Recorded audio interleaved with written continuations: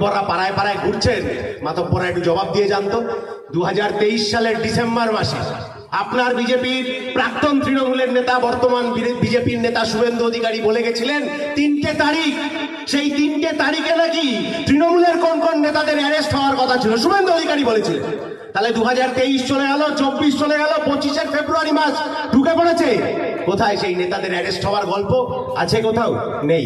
আপনার এইখানে তৃণমূলের মাতব্বরের বউ জাল সার্টিফিকেট দিয়ে জেলা পরিষদের ক্যান্ডিডেট হয়েছে, বড় মাতব্বর হয়েছে। বিজেপির নেতারা তার বিরুদ্ধে কোথায় কোথায় মামলা করবেন বলেছিলেন, করেছেন না? করেননি।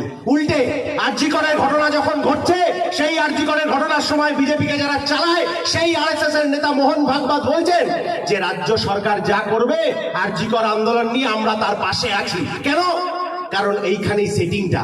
যখন আরজি করের আবহে আমরা সবাই উত্তাল আন্দোলনে মেতে আছি, রাত দখল করছি, দ্রোহের কার্নিভাল করছি, জনতার চার্জশিট দিচ্ছি ওই চোর চোরটা চিটিংবাজ সরকারকে, ঠিক একই সময় কয়লা পাচার, গরু পাচার, রেশন দুর্নীতিতে অভিযুক্ত একের পর এক নেতা সিবিআইডির হাত থেকে ছেড়ে বেরিয়ে এসে জামিনে রয়েছেন। যাদের আজকে বিকেল বেলা জেলের ভাত খাওয়ার কথা ছিল, তারা বাড়িতে পোলাও মাংস খাবে, আর আপনার বাড়ির ছেলেটাকে পরিযায়ী শ্রমিক হিসেবে বাইরে চলে যেতে হবে।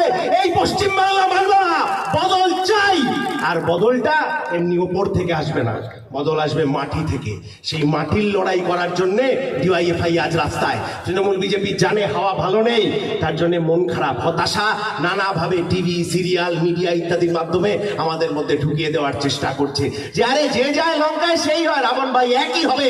আমরা বলছি না, সেটিং এর রাজনীতি যখন ভাঙবো তখন গোড়া থেকে ভাঙবো।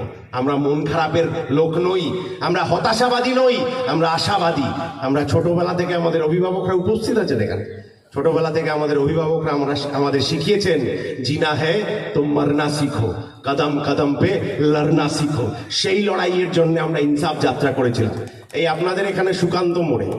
ইনসাফ যাত্রা শেষ করে, সভা টভা শেষ করে এক জায়গায় গেছি একটু জল খেতে, একটা দোকান। সাধারণ মানুষ, আমি চিনি না, আমি তো এখানে নতুন। জলটা খেয়ে বললাম আসছি, উনি বললেন একটু দাঁড়াও।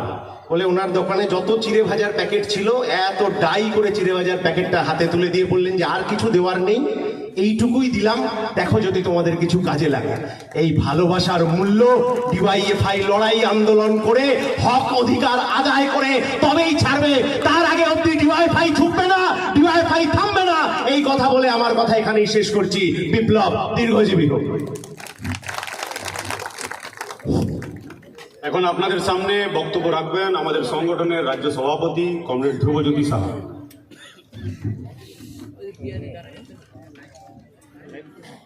কমরেড সভাপতি।